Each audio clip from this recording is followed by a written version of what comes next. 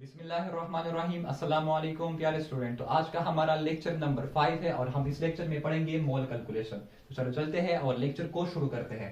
तो अगर यहाँ पर देखा जाए तो मोल कैलकुलेशन में दो फार्मूले जो है ज्यादातर इस्तेमाल होते हैं। एक ये है कि नंबर वन पर जो है number of mole is equal to mass in gram, जो मास ग्राम में दिया गया हो, डिवाइडेड बाई मोलर मास। उसके बाद दूसरी जो है नंबर ऑफ मोल हम इस तरह से भी मालूम करते हैं कि अगर नंबर ऑफ पार्टिकल दिए गए हो तो हम उसको जो है एवोगाड्रो नंबर पर जो है डिवाइड करते हैं तो हमारे पास जो है मोल निकल कर आता है। तो यहाँ पर ये दोनों फार्मूले यहाँ जो नीचे मैंने एग्जाम्पल लिख दिया हुआ है, तो यहाँ पर जो ये दोनों इस्तेमाल होते हैं तो आपको मजीद समझ में आ गया होगा। ठीक है, तो एग्जाम्पल जो है 1.1 में यहाँ पर लिखा हुआ है कि how many mole are there in 60 gram of sodium hydroxide.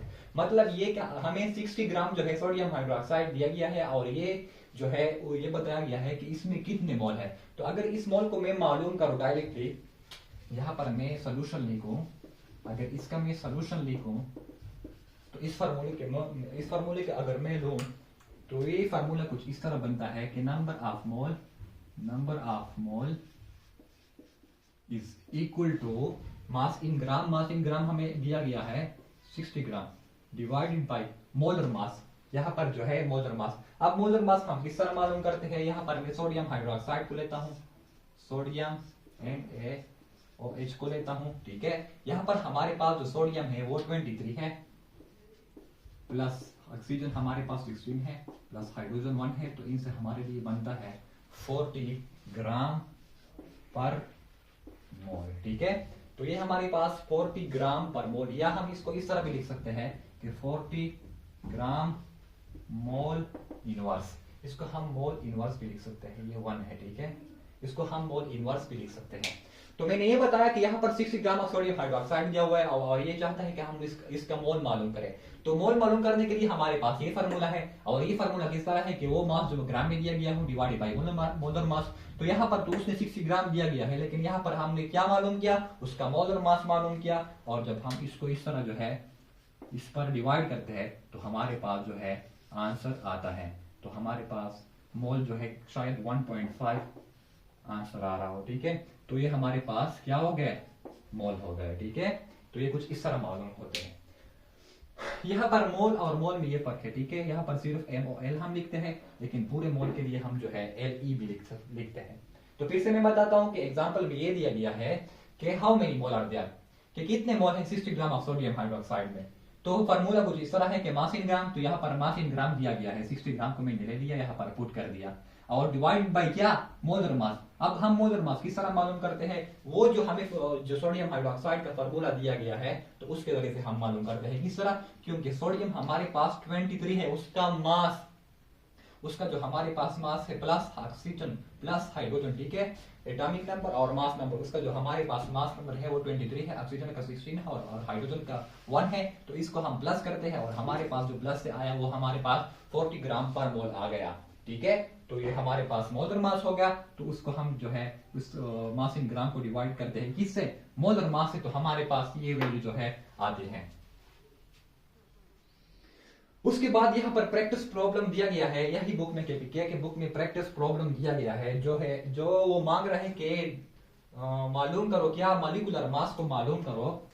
Molecule का जो मास है उसको हम मॉलिक्यूलर मास कहते हैं। मॉलिक्यूलर मास मालूम करो किस चीज का, MU में भी सल्फर का, सल्फर डाइऑक्साइड का, और इस जो है इस कंपाउंड का। ठीक है, तो ये हम जल्दी करते हैं। देखो हमारे पास सल्फर जो है वो 22 है, सॉरी 32 है, और 60 ऑक्सीजन जो है वो हमारे पास 16 है, और हम इसको 2 से जो है मल्टीप्लाई करते हैं तो 32 प्लस 32 जब हम करते हैं तो 64 आता है।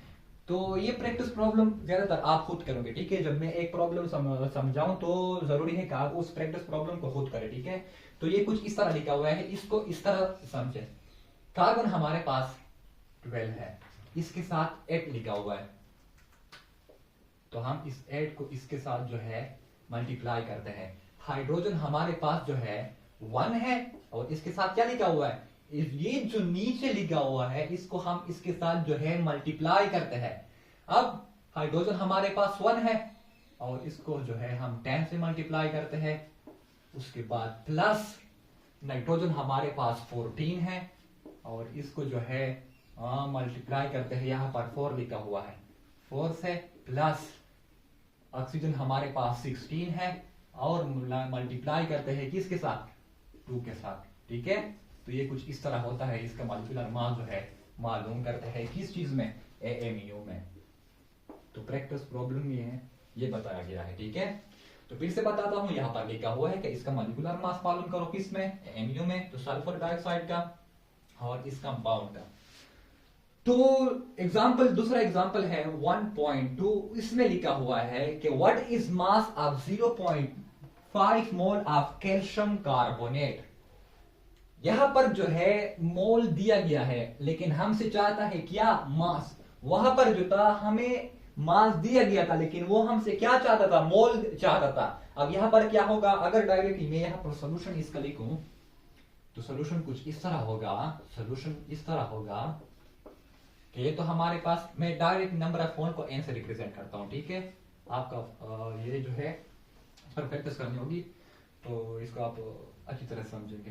तो mass in gram divided by molar mass. अब ये तो हमसे क्या चाहता है, मास चाहता है। तो इस चीज को मैं इस तरह जो है यहां पर लेकर आता हूं। यहां पर ये डिवाइड है, लेकिन अगर यहां पर चले जाए तो ये इसके साथ जो है मल्टीप्लाई होता है। तो n multiply by molar mass is equal to ये मास इन ग्राम।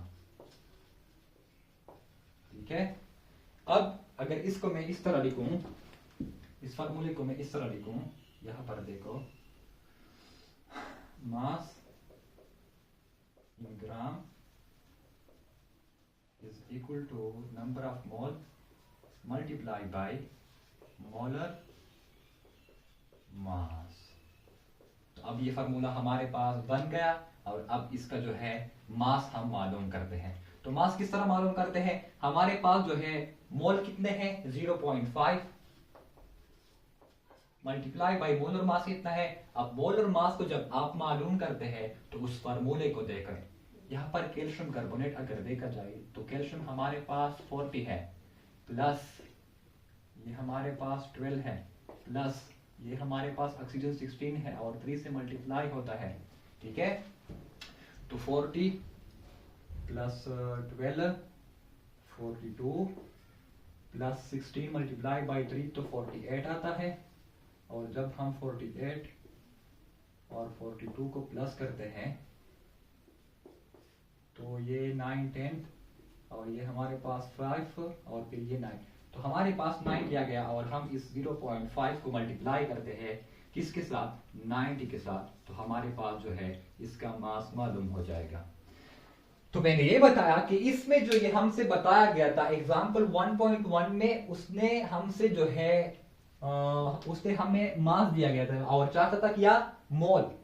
लेकिन अगर इस एग्जाम्पल में देखा जाए 1.2 में देखा जाए तो उसने तो हमें मोल दिया गया है, उसने हमें मोल दिया है, लेकिन वो क्या चाहता है, मास को चाहता है। तो यहां पर मैंने क्या किया, फार्मूले को लिख लिया, mass in gram divided by molar mass लिख लिया। आप इस मोलर मास को यहाँ पर, तो ये डिवाइड है, यहाँ पर मैंने लेकर आया, जो इसके साथ जो है मल्टीप्लाई हो गया। और जब इसके साथ ये मल्टीप्लाई हो गए तो ये हमारे पास इस तरह जो है फार्मूला बन गया। मैं इसको जो है हाईलाइट करता हूं। ठीक है, ये हमारे पास इस तरह फार्मूला बन गया। तो डायरेक्टली मैंने उस मोल के जो है मल्टीप्लाई किया किसके साथ, उसके मोलर मास के साथ, उसके मोलर मास के साथ। ठीक है, और मोलर मास का फार्मूला है ग्राम पर मोल। तो यहां पर कुछ रह तो नहीं गया, चलो चलते हैं और एग्जांपल 1.3 करते हैं। तो यहां पर एग्जांपल 1.3 में लिखा हुआ है, in certain experiment 8.50 multiplied by 10 raised to the power 23 molecule of H2O. Calculate number of mole of H2O. तो अगर डायरेक्ट यहां पर मैं सॉल्यूशन स्टार्ट करूं तो इन दोनों एग्जांपल में, एग्जांपल 1.1 में और एग्जांपल 1.2 में हम ये फार्मूला इस्तेमाल कर रहे थे। एग्जांपल 1.1 में उसने जो है हमें मास दिया था और जो है मोल जो है हमसे मालूम करना चाहता था। एग्जांपल 1.2 में जो है उसने मोल दिया था, लेकिन हमसे मास जो है मालूम करना चाहता था। लेकिन अब यहां पर जो है वो फिर से हमसे मोल मालूम करना चाहता है, लेकिन किस फार्मूले के जरिए से, इस फार्मूले के जरिए से। किस तरह, डायरेक्टली मैं इस तरह लिखता हूं, नंबर ऑफ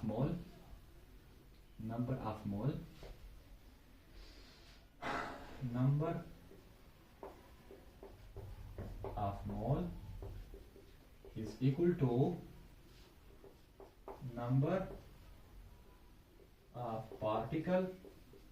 अब ये पार्टिकल जो है number of particle divided by Na। अब यहां पर जो हमारे पास पार्टिकल ये आयन भी हो सकते हैं, मॉलिक्यूल भी हो सकते हैं, ठीक है। तो इन नंबर ऑफ पार्टिकल से मुराद ये, और डिवाइडेड बाय Na से मुराद कि हम उसको एवोगाड्रो नंबर से जो है डिवाइड करते हैं। अब किस तरह डिवाइड करते हैं? नंबर ऑफ पार्टिकल इसने हमें कितना दिया हुआ है, ये इतना दिया हुआ है, इसको यहाँ पर हम जो है नंबर ऑफ पार्टिकल में पुट करते हैं 8.50 मल्टीप्लाई बाय 10⁻23 मॉलिक्यूल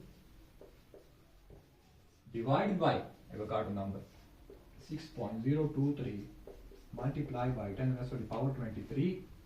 तो हम इसके जो है हम डिवाइड करते हैं तो हमारे पास जो है मोल मालूम हो जाता है। तो ये कुछ इस तरह होता है, ठीक है। आंसर आप खुद चेक करें, इसको कैलकुलेटर के जरिए से डिवाइड करें तो आपके पास खुद आंसर आ जाएगा। तो ये कुछ इस तरह मालूम होता है, ठीक है। दोबारा हम रिवाइज करेंगे, ठीक है, तो टेंशन लेने की जरूरत नहीं है। और दूसरा यहाँ पर प्रैक्टिस प्रॉब्लम दिया गया है 1.2 में। इसने जो है हाउ मेनी कपर एटम अम्परेचर इन 0.5 मोल। तो यहाँ पर मैंने इसलिए लिखा हुआ है कि आप ये ना बोले कि इसने जो इस चीज को छोड़ दिया। प्रैक्टिस प्रॉब्लम आप खुद कोशिश करें, खुद उसे हल करें। अगर फिर भी ना आता हो तो गाइड देके, लेकिन अगर जरूरी यह है कि आप इसको खुद सॉल्व करें, क्योंकि आपको इसमें जो है ज्यादा फायदा होगा। तो यहाँ पर मैंने इसलिए लिखा हुआ है कि आप ये ना बोले कि इसने तो इसको छोड़ दिया। ये भी बिल्कुल इस तरह होता है, लेकिन थोड़ा आप दिमाग लगाओ, ठीक है। ये आपका होमवर्क हो गया। तो एग्जाम्पल 1.4। अब ये 1.4 जब नए स्टूडेंट्स फर्स्ट ईयर में कन्वर्ट हो जाते हैं तो वो इस एग्जाम्पल को देखकर वो डर जाते हैं। हालांकि जब आप इस पर प्रैक्टिस करोगे तो इंशाल्लाह ये आपको खुद बहुत समझ में आएगा और आप इस जो है इमेजिनरी जो है सॉल्व करेंगे। तो ये किस तरह है, यहाँ पर लिखा हुआ है कि हाउ मेनी फार्मूला यूनिट, कितने फार्मूला यूनिट प्रेजेंट है 125 ग्राम ऑफ CuSO4 5H2O। अब यहाँ पर अगर सोल्यूशन देखा जाए तो ये किस तरह से सॉल्व होता है। देखो, जब भी आप एग्जाम्पल पढ़ो तो एग्जाम्पल में देखो कि उसने मास दिया गया है। अगर मास उसने दी है तो उस मास को जो है उसके मोलर मास पर तकसीम करो और पहले उसका मोल मालूम करो। तो यहां पर भी कुछ इस तरह हुआ है कि उसने 125 ग्राम ऑफ CuSO4 5H2O का दिया हुआ है। अब अगर यहां पर मैं number of mole is equal to mass in gram divided by molar mass. अब यहां पर मास इन ग्राम कितना दिया गया है, 125 ग्राम दिया गया है, 125 ग्राम दिया गया है। और ये हमसे क्या मालूम करना, अब यहाँ पर जो है हम मोलर मास को जो है पुट करेंगे। अब मोलर मास हम किस तरह से मालूम करते हैं, ये मोलर मास जो बनता है 250 बनता है, लेकिन यहाँ पर मैं जो हूँ इसको और क्लियर करता हूँ। यहाँ पर अगर CuSO4 को देखा जाए तो कपर हमारे पास जो है बनता है 64 प्लस सल्फर हमारे पास बनता है 32 प्लस ऑक्सीजन तो हमारे पास 16 है ये, लेकिन अगर ये छोटा 4 आप देख रहे हो ये इसके साथ मल्टीप्लाई होता है, ठीक है। यहाँ पर मैंने कपर लिख लिया 64, यहाँ पर मैंने सल्फर लिख लिया 32 प्लस यहाँ पर मैं अब ऑक्सीजन लिखूंगा 16। अब ये जो 4 है इनके साथ इस तरह मल्टीप्लाई होता है, ठीक है। और अब ये किस तरह होता है, यहाँ पर पूरा जो H2O है वो हमारे पास 18 है और इसके साथ जो है 5 मल्टीप्लाई होता है। तो इस पूरे से जो हमारे पास वैल्यू बनती है तो वो हमारे पास 250 ग्राम पर मोल, ग्राम डिवाइडेड बाय मोल। यहाँ इसको ग्राम मोल इनवर्स भी लिख सकते हैं, क्योंकि अगर इसको मैं इस डिवाइड से यहाँ पर लेकर आऊं तो ये कुछ इस तरह भी हम लिख सकते हैं, ग्राम मोल इनवर्स, ठीक है। किस तरह से और क्लियर करता हूं।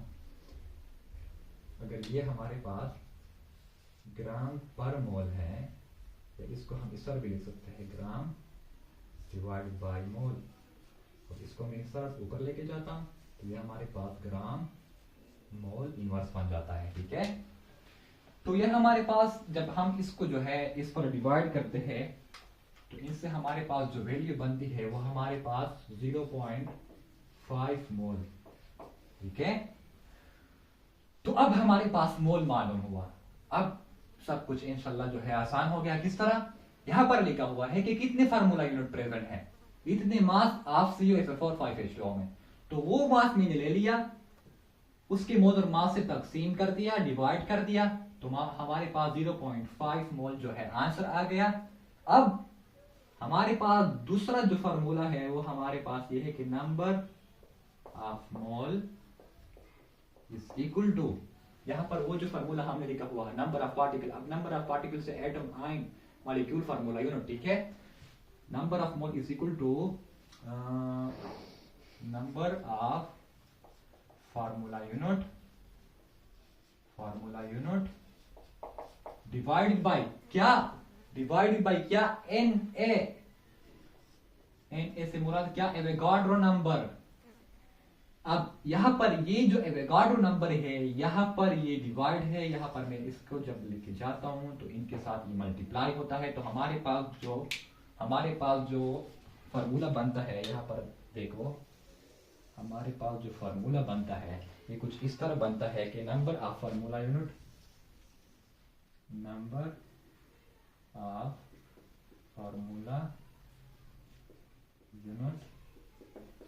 is equal to number of मोल, इनको n से मैं रिप्रेजेंट करता हूं, मल्टीप्लाई बाय Na।